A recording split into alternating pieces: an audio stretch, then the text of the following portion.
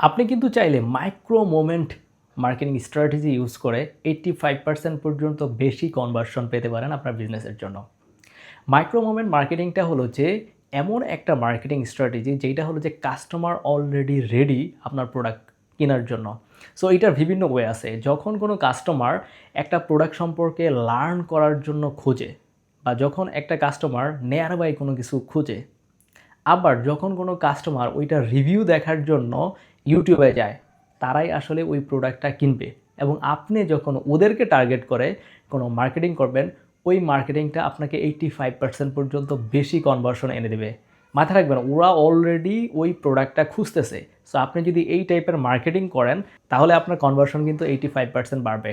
এখন আপনাকে বুঝতে হবে যে এই টাইপের মার্কেটিং আসলে কোন চ্যানেলে করা উচিত এবং কোথায় গেলে এবং কিভাবে এই কাস্টমারগুলো আপনি পাবেন।